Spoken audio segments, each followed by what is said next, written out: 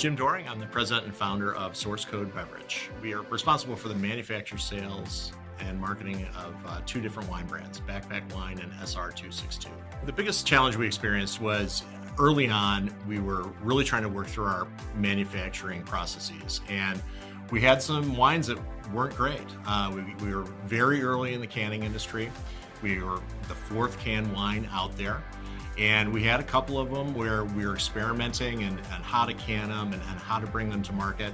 And the actual product itself was not as good as we wanted. And we actually had to go back and do another production run and replace product and make sure the best stuff we could actually put in the can was in the can and out there available to consumers. But it was a learning process. It wasn't like it was, hey, we knew stuff was bad right off the bat. It gets out in the market and then you try one and something's not quite right and you have to kind of work your way backwards through the issue and through the shipping lanes and through the manufacturing process to figure out what went wrong, why, and then fix it. So it was very challenging for a young company, but we got through that battle early on and now are very confident with the products going forward. So what we changed was on the production side, just kind of how we look at everything as a whole. You know, what steps are we taking?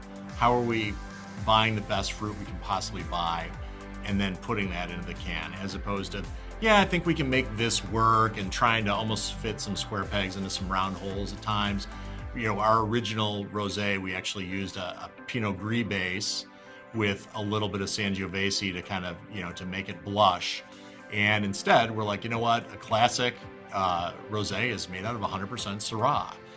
Let's do it the classic way and just put it in a can instead of in a bottle, and not try to cut any corners, not try to do anything too innovative on the actual wine making side. Let's innovate on the packaging side, which is our 250 ml can. So it was a very interesting process to kind of work through, but we got there. You know, the one lesson from all that was be flexible, have great partners that understand that agriculture is agriculture. It's that, you know, it is not controlled by you as much as you'd like to think, and really stick to your core principles and do the best job you can at every level. And I think we had our packaging right, and we had the can idea right. The trend in the industry is there. And our very first wine, we stumbled a little bit on the actual wine product. And once we got through that, it's been off to the races since. So I've been lucky enough to get a couple of great pieces of advice on business throughout my career. First of which is have great partners, and not just guys that provide financial support. I have three great guys behind me that they're financially stable. They understand not only business, but a startup and what it takes to get a startup from that lumpy startup phase all the way into a fully functioning business. And it's a different road than taking over a business that's doing $20 or $30 million and growing it.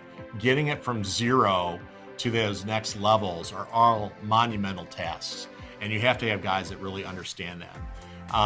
The other thing is to have partners that have access and depth of knowledge in areas that you don't at a way higher level. And you know, one of my guys is an accountant. He understands, he's been a CFO, he understands numbers better than I do, without question. One guy is marketing. He thinks in marketing, that's all he thinks about.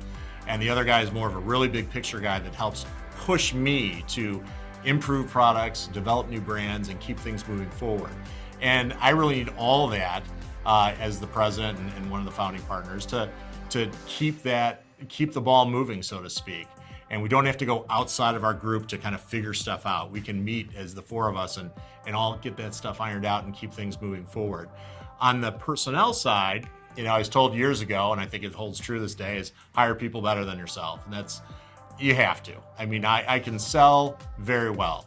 Our salespeople can sell way better than me, you know, and I just do it different. You know, I do it differently. We were able to pick up one of our top competitors, top salespeople early on. And this person knows how to sell canned wine, knows what's going on, you know, understands the business, understands how to get there.